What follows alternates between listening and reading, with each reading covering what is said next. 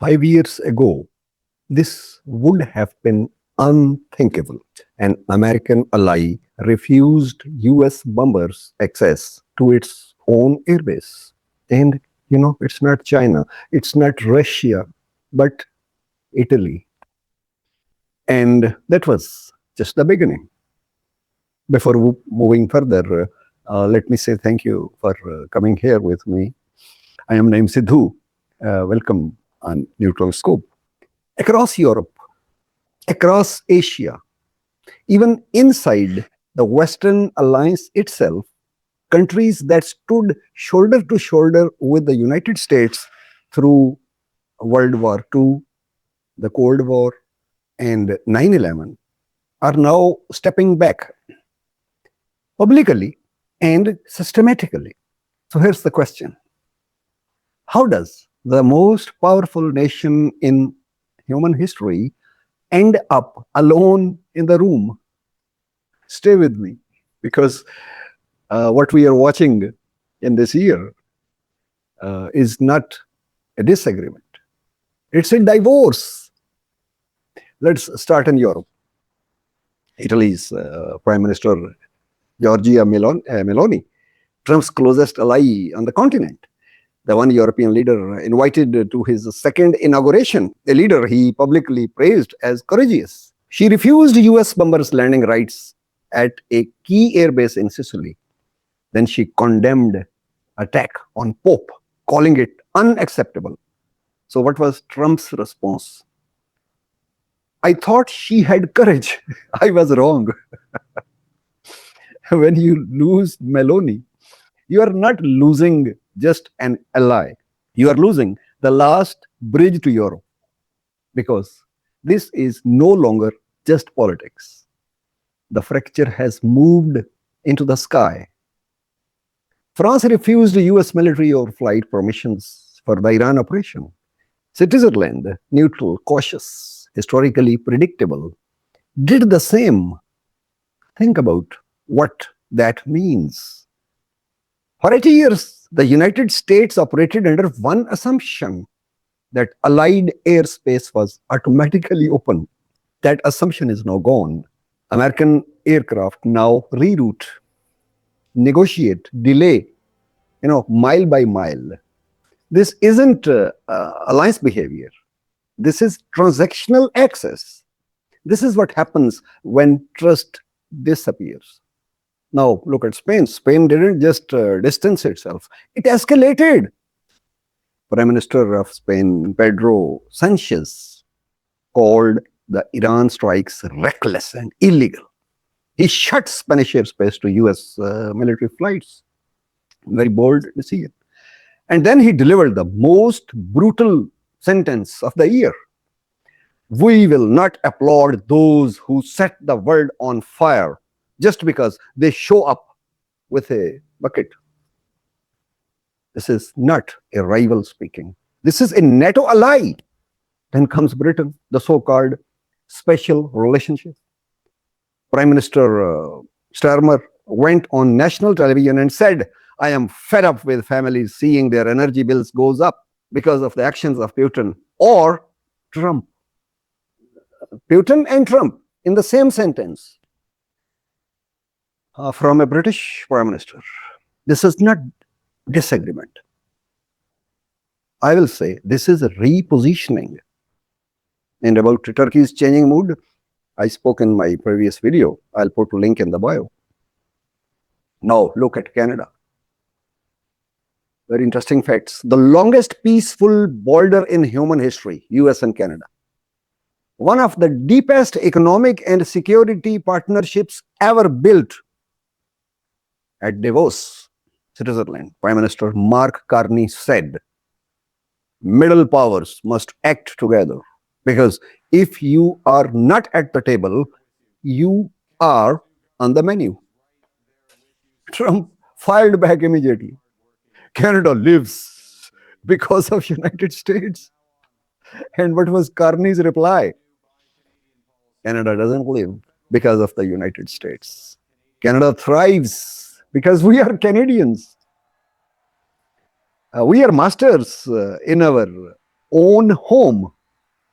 You know, that wasn't just a statement. It was a declaration. Canada is no longer orbiting Washington as it used to be. It's building a system without it.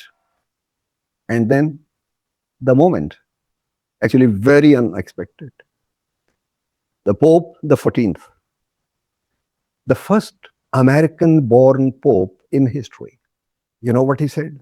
He condemned and said the delusion of omnipotence. God doesn't bless any conflict. Trump called him weak, called him terrible for foreign policy. The Pope didn't back down. He said, I have no fear of the Trump administration. Now look at the next sentence. I'm reading it for you. The message of the gospel is not meant to be abused. The first American Pope publicly rebuking an American president and winning the global argument. So, dear friends, do you see what's happening around us?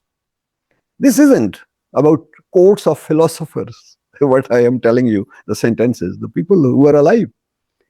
It's not about personalities. It's not even about Trump. Something deeper is happening. You know, sentences doesn't come from skies. There must be some reason, something structural in the background of these. Let's see another adventure.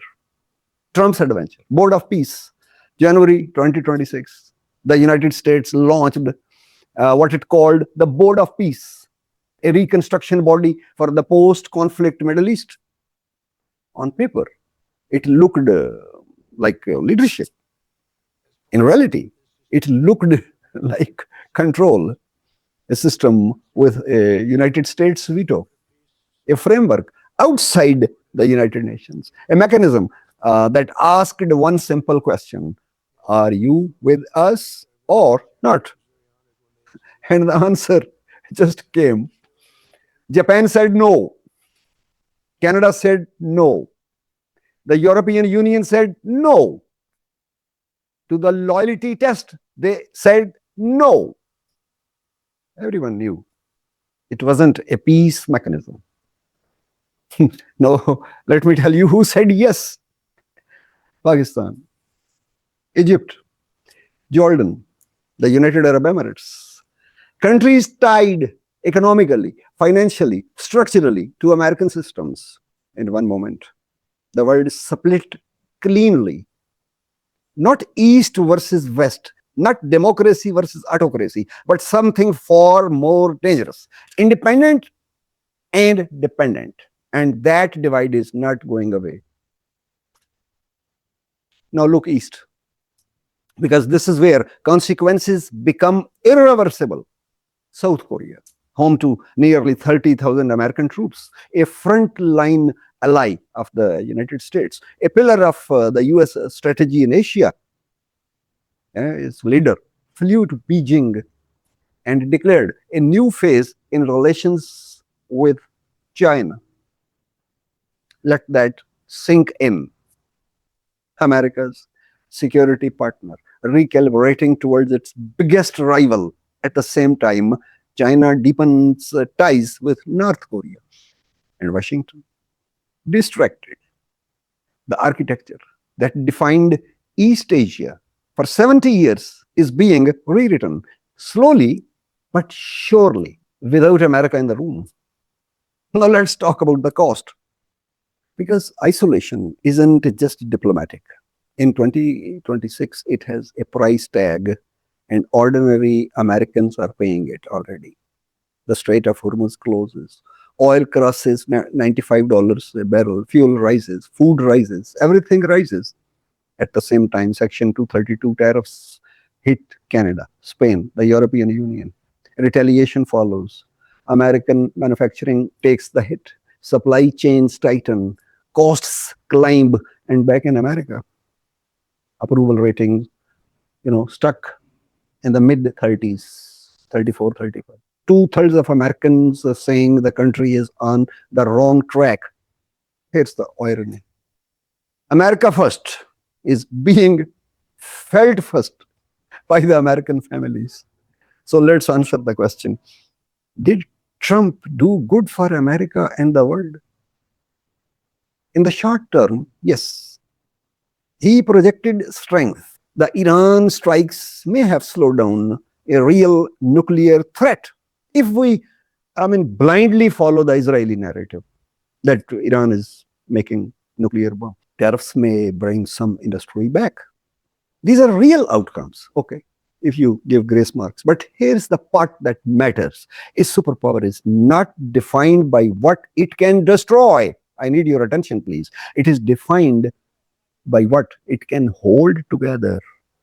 And what is being lost right now is, it's not territory, not weapons, not influence. It is trust. 80 years of alliances built through war, diplomacy, shared sacrifice, not forced, not bought, but chosen, and now unraveling, because military power can be built in a decade. And trust between nations, that takes a generation. So what happens next? What does the world look like by 2031, after 5 years? America remains powerful, but it becomes something different. And how? Not a leader, but a merchant. It will make deals, launch strikes, apply pressure, but without the one thing that made other follow. And what is that? Legitimacy. China doesn't need to win a war. It just needs to wait. Because every alliance America fractures, Beijing quietly inherits. A new coalition emerges. Canada, Japan, South Korea, the European Union. It's not anti-American. It's just post-American. Building systems, trade and security frameworks that don't require Washington's approval. And the global South, watching all of this unfold, draws one conclusion. The umbrella is gone. Time to learn how to walk in the rain. My dear Neutral Scope family, I gave you my opinion. What is your opinion? I'll be waiting to hear from you. And subscription to the channel, like, share, that will be appreciated. Thank you very much for your time.